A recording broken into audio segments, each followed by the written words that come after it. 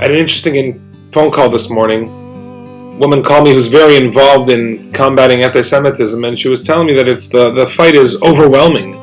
People who she thought were level-headed, wise people have turned out to have lost their sense of proportion, their sense of history. And I told her, listen, I think it boils down to something very simple. If you have the following in mind, you can be successful, or at least try to do the job without losing yourself in the process. And that's to realize two things. Number one, the Almighty has promised the land of Israel to the Jewish people.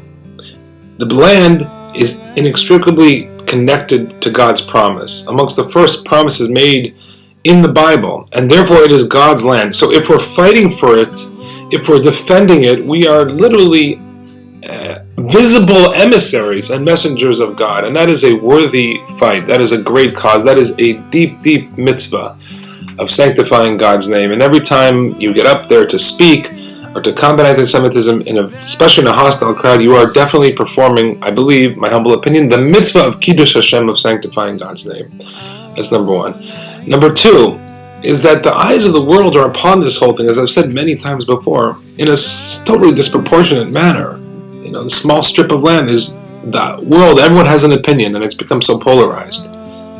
Because people realize that this is not just a fight, as I've also mentioned before, of land or no land, or Palestine versus Israel. This is a fight for the definition of good and evil.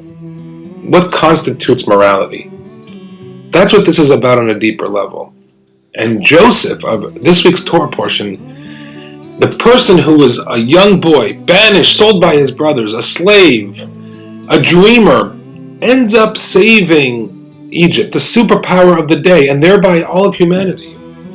Because we understand that even the smallest of person and the smallest of acts can save and change humanity, a unique Jewish value that we have given the world. And so this little country, surrounded by enemies in the middle of the world, has the ability to thrive and to teach the values that humanity needs. This is why it's worth fighting for.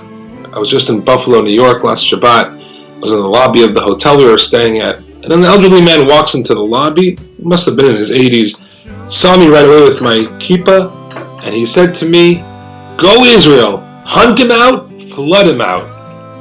And he walked away, and I was startled, and I said, "Thank you, sir, God bless." And he said, "God bless you." I said, "Thank you," wearing Bill's hat, Buffalo Bill's sweatshirt, baggy jeans, the whole picture. There is something about the Jewish people in the land of Israel that is worth fighting. There's many things, but this specifically, this point that I'm bringing up, that we represent the values that humanity needs, and people recognize that. They may not define it the way I'm defining it, but they do recognize that in a very deep moral way.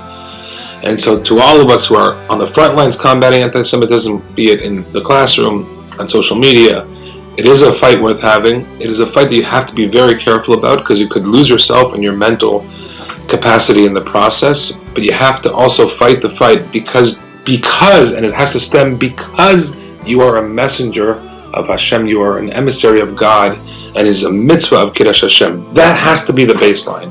If that is your true baseline and that's in your minds, I think you will be successful on some level, although it may be a fight that's hard to imagine one could be successful in. The Almighty should bless us all with clarity, with conviction, to continue defending our homeland, to bring our soldiers and our captives home safe. Am Yisrael Chai, Shabbat Shalom.